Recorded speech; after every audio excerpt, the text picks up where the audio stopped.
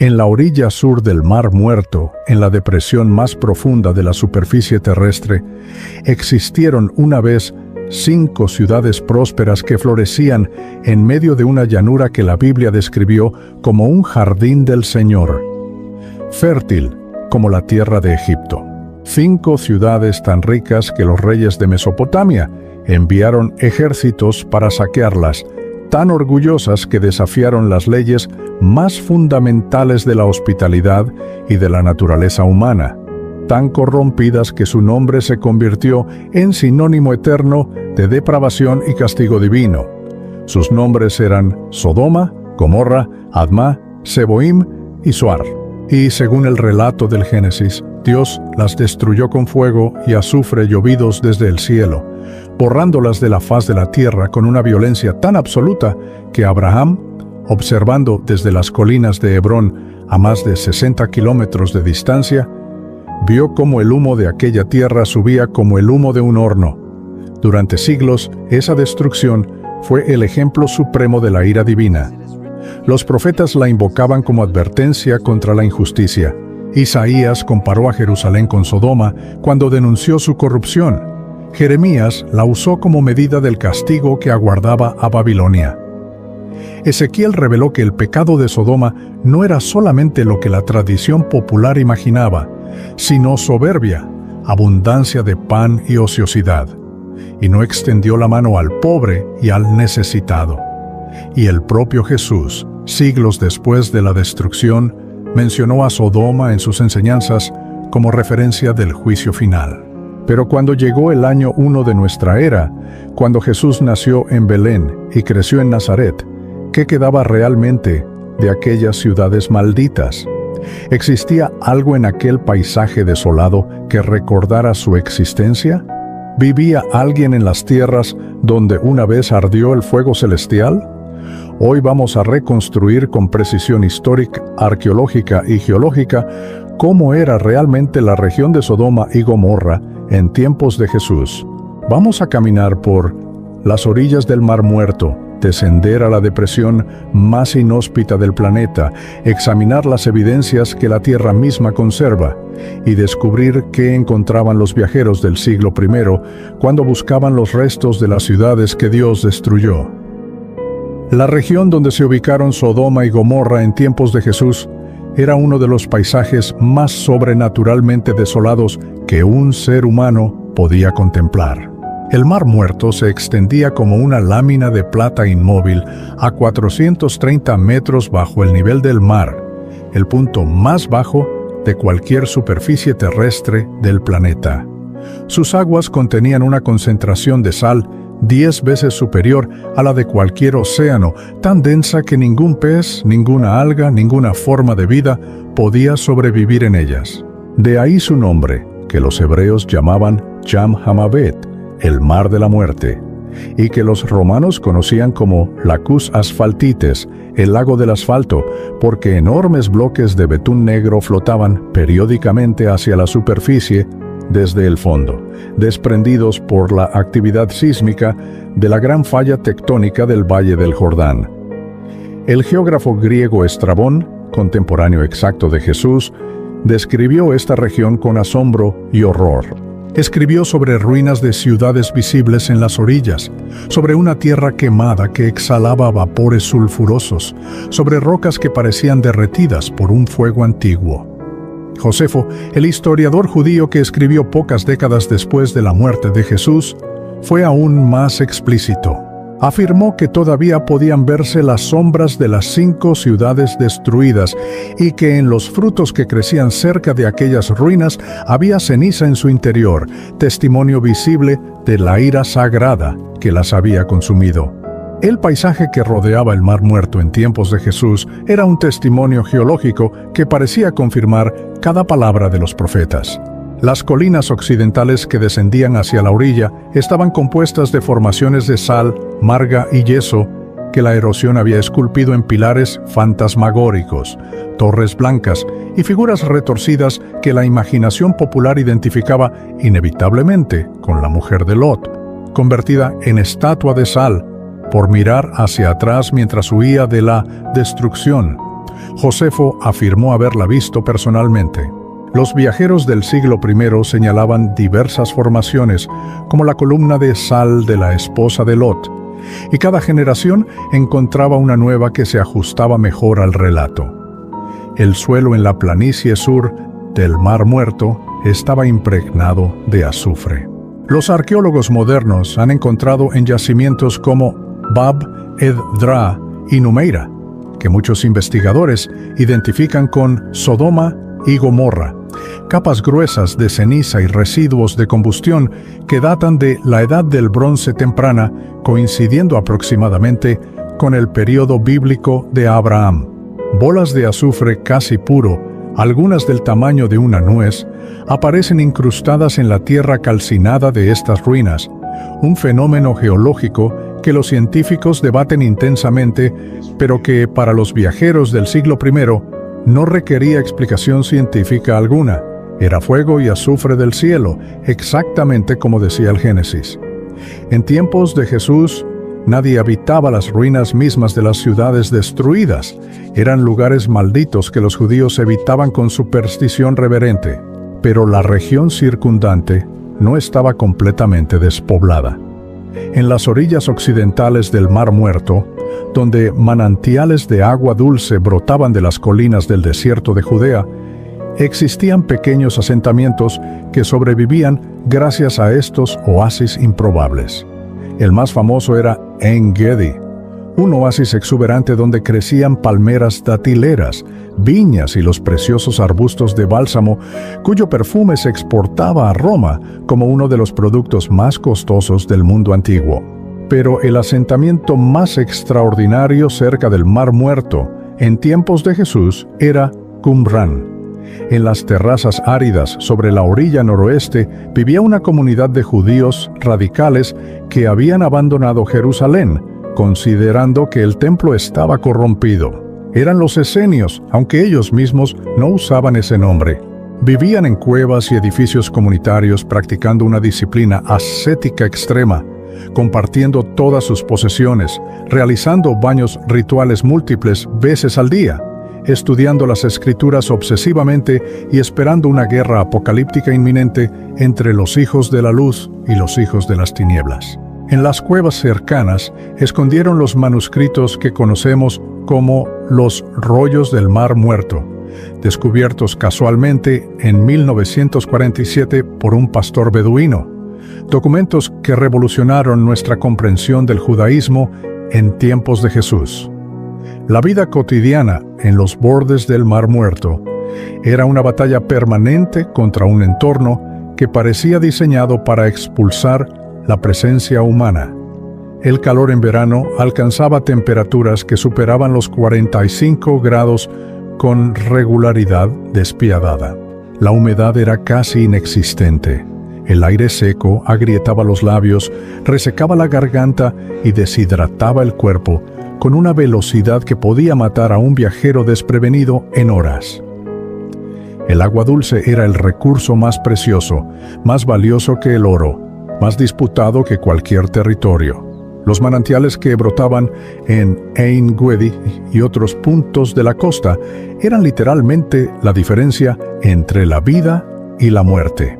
Las comunidades que se asentaban junto a estos oasis desarrollaban sistemas ingeniosos de canalización y almacenamiento para aprovechar cada gota.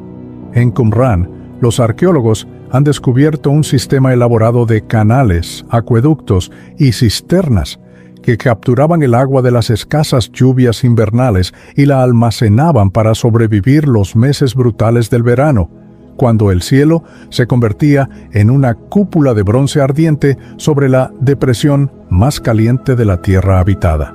Sodoma y Gomorra en tiempos de Jesús no eran simplemente ruinas olvidadas. Eran una teología viva, una lección que respiraba en cada sinagoga, en cada hogar judío, en cada conversación sobre la justicia divina. Los rabinos del siglo I debatían incansablemente sobre el significado de la destrucción. Algunos enfatizaban el pecado sexual como la causa principal, interpretando el relato de Génesis donde los hombres de Sodoma exigieron que Lot, les entregara a sus visitantes angélicos para conocerlos, un eufemismo bíblico inequívoco. Otros rabinos, siguiendo la tradición profética de Ezequiel, insistían en que el verdadero pecado era la injusticia social, la soberbia de la abundancia que se negaba a compartir con el necesitado. El Talmud posterior recogería tradiciones orales que ya circulaban en tiempos de Jesús sobre la crueldad institucionalizada de Sodoma. Se contaba que los sodomitas tenían leyes diseñadas específicamente para explotar a los extranjeros, que si un forastero entraba en la ciudad, le robaban todo bajo pretexto legal, que tenían camas de hierro donde obligaban a los visitantes a acostarse, y si eran demasiado altos, les cortaban los pies, y si eran demasiado bajos, los estiraban hasta descoyuntarlos.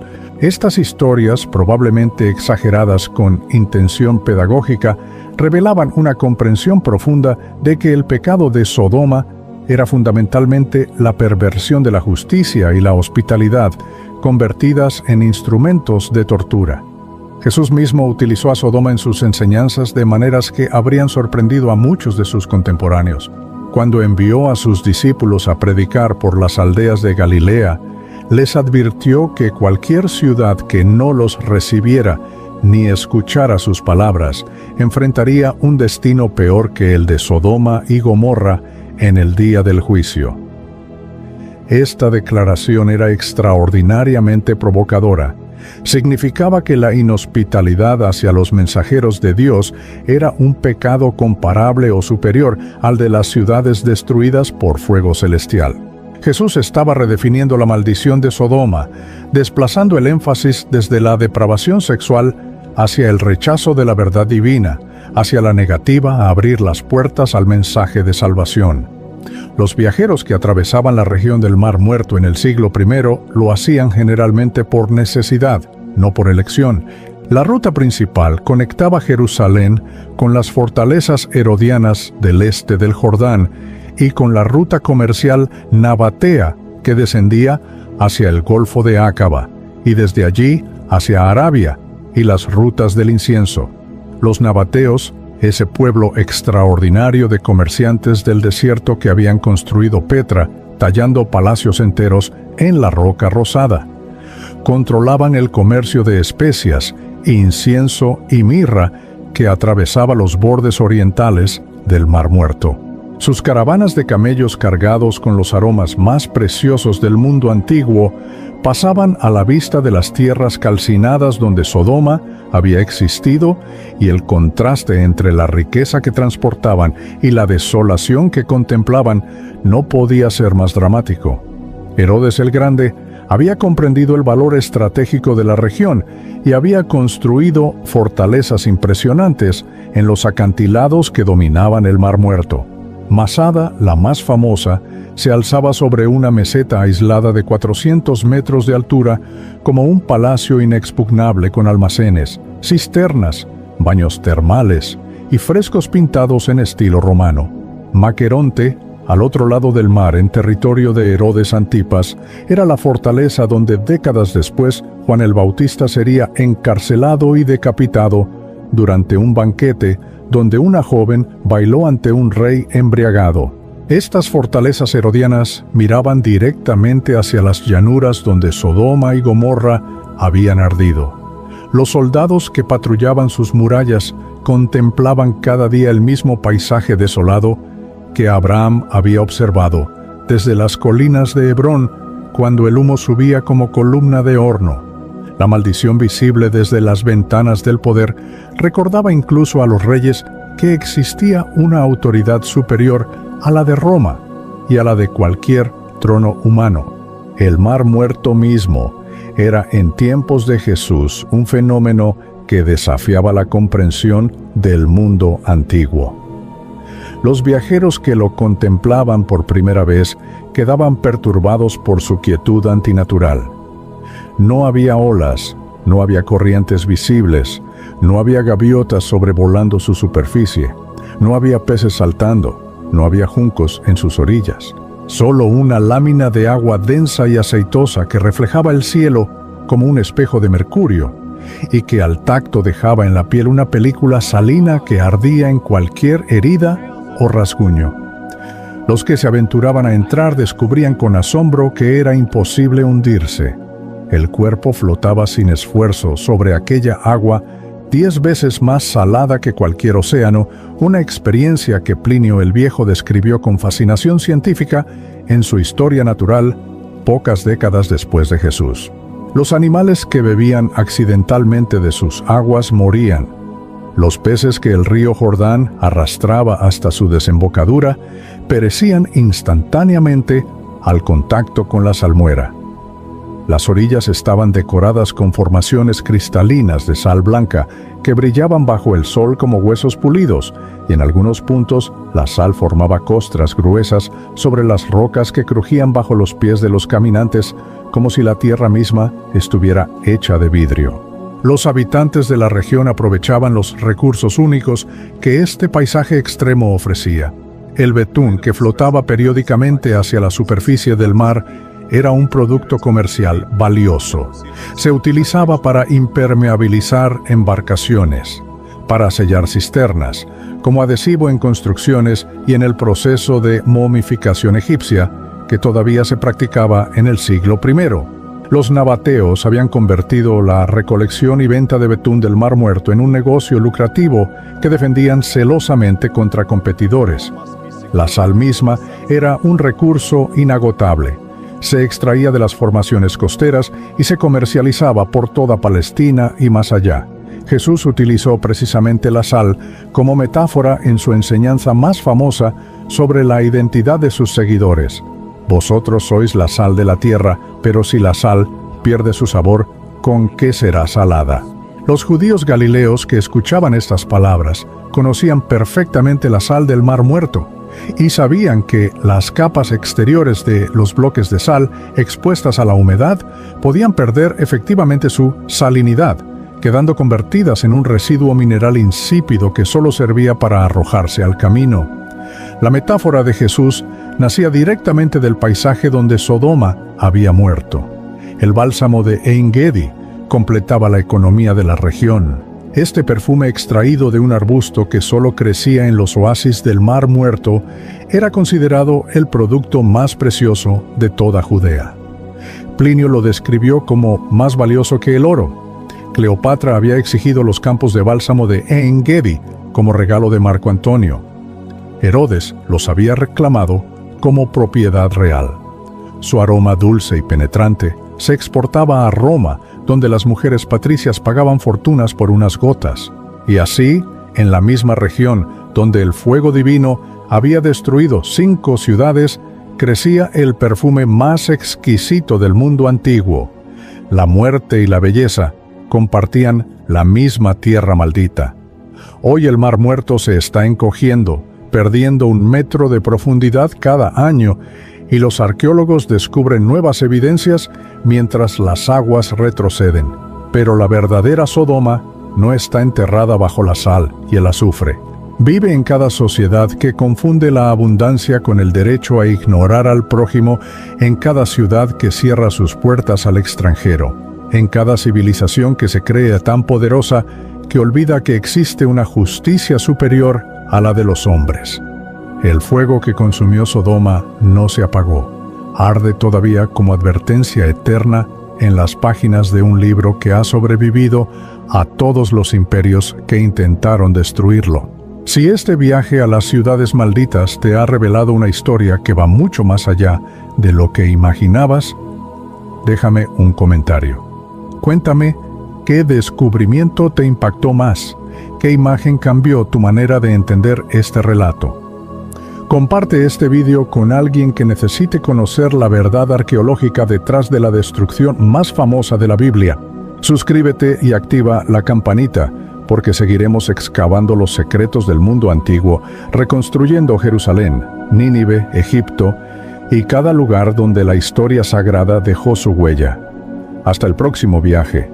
Que la misericordia que Abraham imploró para Sodoma habite también en tu corazón.